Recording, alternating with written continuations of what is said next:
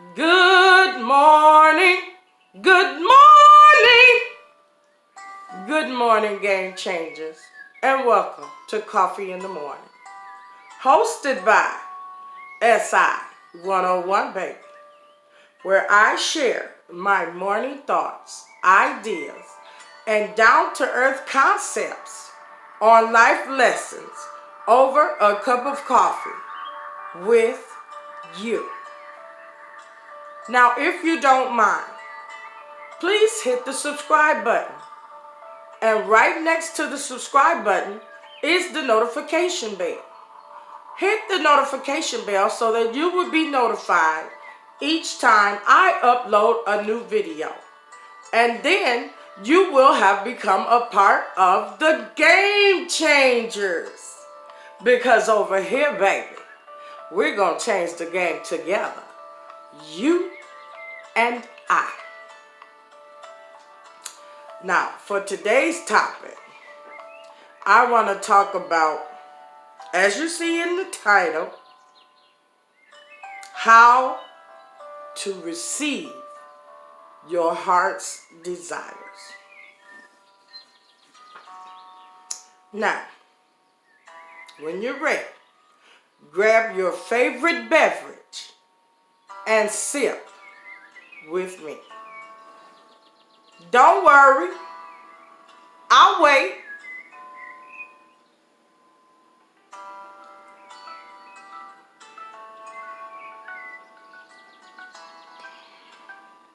That's good. That is good.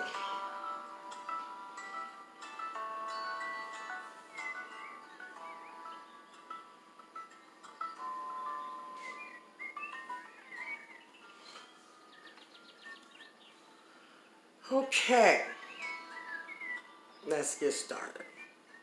Now today, I wanted to talk about the truth about how to receive your heart's desires. Some may call it manifesting, the laws of attraction, a blessing, a miracle. Well, they all the same thing. You know, they say the universe sends it to you, or God sends it to you. Whomever you believe in, it's fine. I'm not making any judgments. I'm just going to explain how the concept of manifesting and the concept of receiving a blessing all come from the same rule book. They have just been worded differently. Now, one author declares that you asked and did not receive, or you have not because you asked not, and you know, it's just a play on words, but they are the same words. Okay, let's do it like this. You desire and do not have. See? So you kill and covet. Kill and covet. Kill and covet means so you try to tear down someone. You try to undermine or try to get what they have in an underhanded way. And yes, sometimes you may even literally kill because someone else has something that you want, or you haven't received the thing that you've asked for. And covet means to simply want something that ain't yours. You asking for something that ain't yours. You looking at their cars, their shoes, their sunglasses, their hair, whatever. I don't know. I'm just throwing things out there. But you covet these things. You want something that's not yours. But you still can't get what you want. So you quarrel and fight. Quarrel and fight. Quarrel and fight because you didn't get what you want. So you complaining about everything you ain't got. I ain't got this. I ain't got that. Well, quarreling and arguing about it, complaining about it ain't going to get it for you. Same rule applies for the laws of attraction. You have to stay positive. You have to stay focused on it. You can't complain about everything you don't have, because all you're doing is attracting more of what you don't have. You steadily focused on your lack. And all that does is bring more lack. Now, the laws of God and the laws of the universe are the same. The law of attraction, receiving a miracle. A miracle is a supernatural gift that only God can give. Just like manifestation. It's something that only the universe can give you.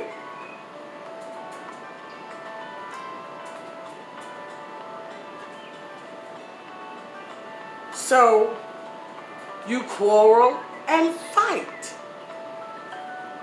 And you arguing and complaining. You even so mad and fighting against it so bad, I didn't get what I wanted. You ain't gonna pray to God no more, the universe or whatever. You ain't gonna pray no more or have a positive mindset. You're gonna be set in your negative ways, fighting against it. You know, the old folks used to tell me, you kicking against the pricks. And I'm like, kicking against the pricks? And as I got older, I feel, yeah, you kicking against the pricks.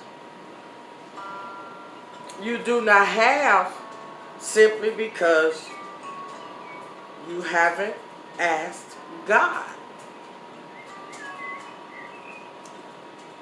You haven't asked. And then it goes on to say, you ask, yet do not receive, because you ask amiss. Now, amiss means for selfish reasons, or to spend it or consume it on your own lust and pleasure. You ain't asking for it for the right reason. You want it for the wrong thing. You know, you want to, you're not going to use it to help others, because everything we get, everything, and we know God, the universe, don't do nothing little. Everything they give, or God gives, is big. It's in abundance. It's large. See, we try to go out there and do things on our own, and in our own strength and our own might. We get these little things. We find ourselves only able to take care of us and ours. But if we take those little things that we're doing within ourselves, of our own strength and our own power, and put it in God's hands and let Him do it, we'll get those large things, those big things, because we'll be doing right. We'll be helping others. The blessing is not just for you and yours. The blessing is for you and yours, and then to help others. Now, that's not to say that you take the last that you have and give it away.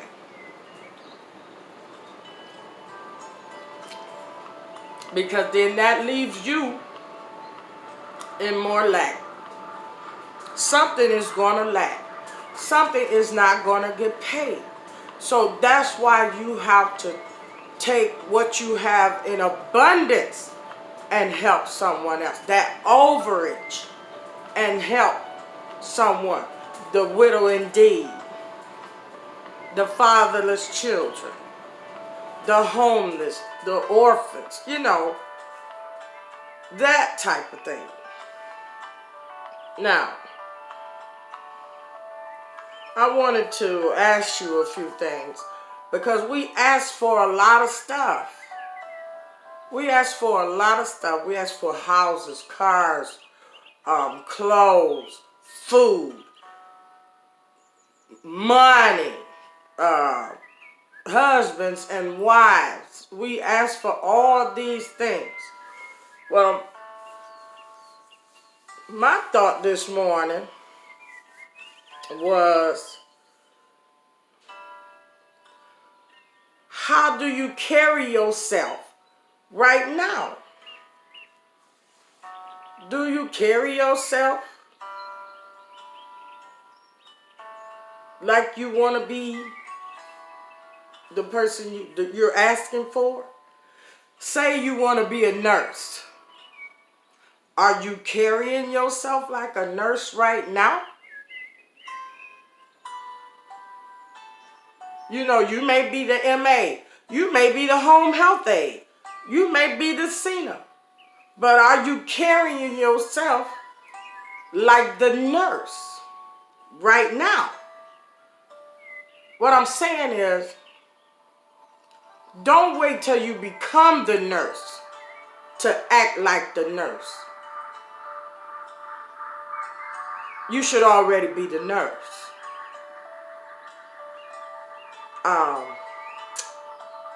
What do you do, since we're talking about jobs? What do you do when the boss ain't there? Do you just do your job and that's it? Everything else is not in my job description. Or do you go above and beyond? Do you go that extra mile? That reminds me of a little story. This was a long time ago, y'all.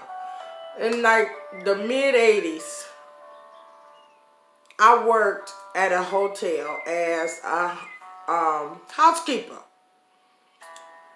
And the hotel had just opened up in my town, and it was a nice hotel, and the rooms was real expensive, and we were having the grand opening. Well, this particular day of the grand opening, I was placed in the swimming pool area, where the swimming pool is, and the hot tub. They got the sauna, and you can go around the corner, and there's the restaurant down there, and it's all nice and pretty. Now, my job was, when people were to come into the pool area, my job was just to pass them out towel, give them a towel. That's all I was required to do. Well, when people started coming in, and I noticed they weren't getting in the pool, and I'm standing around like, this is boring. So what I started doing was, I would walk them around and show them what we had available for them. This is the sauna. And I would let them walk in the sauna, and I would show them the sauna, and I would take them over to the hot tub, and I would show them the hot tub. And when they would come out, this is the pool, and this is how deep it is, and this is that, and this is that, and this is the towel area, and showers, and whatever. And I just did that, not thinking, I was just thinking I'm bored. I'm thinking Sean works smarter, not harder. But the very next day, my supervisor was looking for me. Not my supervisor, but the supervisor over my supervisor was looking for me. And I'm oh shoot, what I done done. You know? So when he found me, he came to me and he said, Sean, you were down at the pool yesterday. I said, yes. He said, we had several guests come to us. Now, you know my mind is running a mile a minute. Because back then, baby, I wasn't thinking nothing about what you saying. I'm finna think about what I'm going to say to you. Okay? I'm thinking about what I'm finna tell you. You know. Because I didn't think nothing of it. But I knew I wasn't probably supposed to be walking them people around and telling them nothing, you know.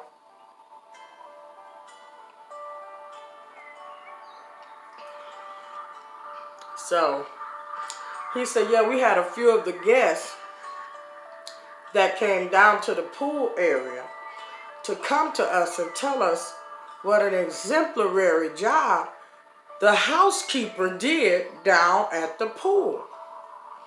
And I'm like, oh, baby, let me tell you something. I don't know if I was ready to lie to the man. I don't know.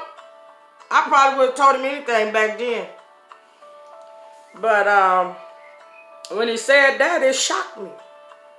And he said, and you have been nominated for Employee of the Month.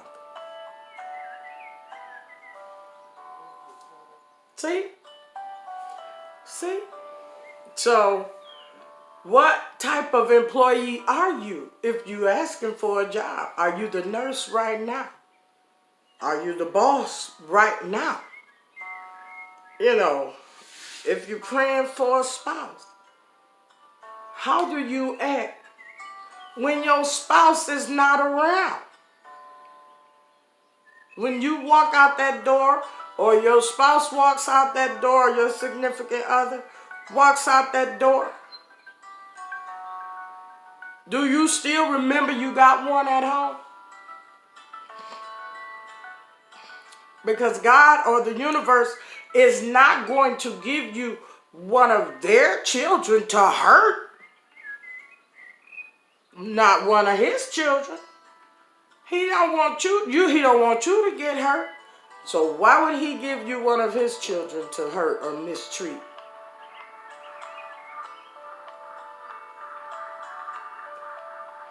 How persistent are you?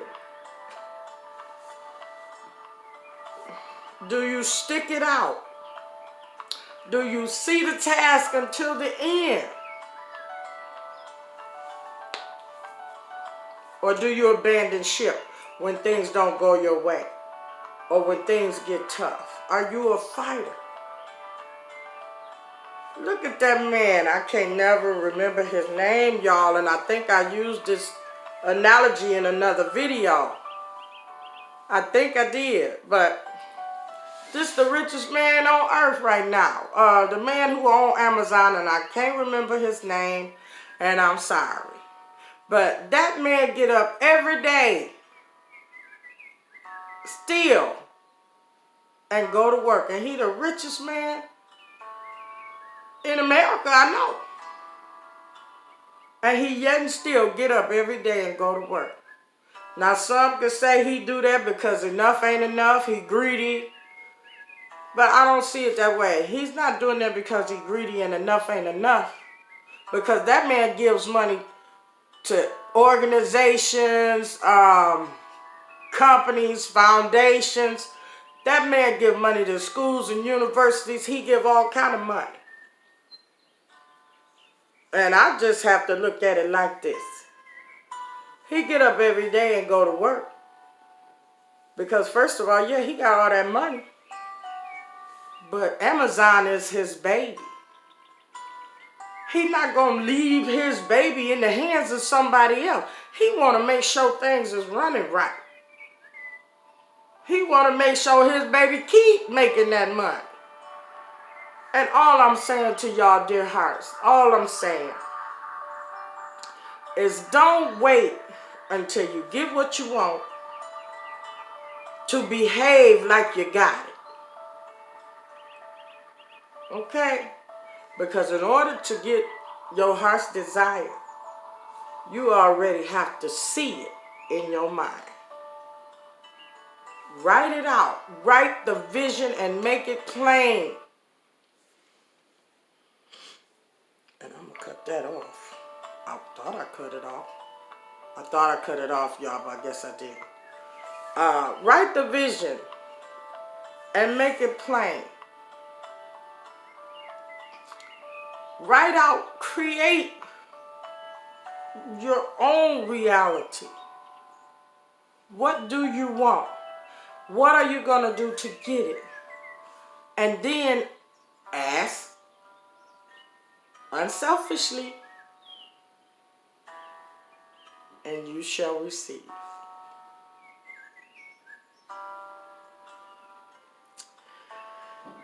Now that's all I had. Oh, wait a minute. Let me make sure. How are you asking? Are you ready for it? And who did you ask? Those are my 3 questions. How are you asking for it? Are you ready for it? And who did you ask? But these are the ways to get your heart's desire. Don't ask and amiss. Don't quarrel and fight. Don't kill and covet. And most importantly, ask God. Don't focus on what you don't have, because focusing on what you don't have only brings more don't have. It only leads to more don't have. I ain't got. Okay? Okay. Well, this brings us to the end of another video. Let me know what you think about this video. If you like the video, share it out. If you got anything from it, share it out so that others may see or hear. Okay, in closing, it is what you do every day that creates your success or your failure. So I'm depending on you to create your best life ever. Now, if you don't mind, don't forget, give this video a thumbs up.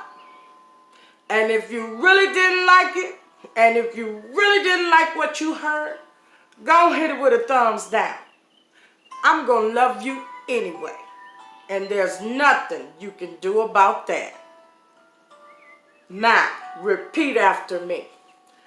I believe that all things are possible and nothing is impossible because I'm possible. And that's SI 101, baby. See you next video. Mwah.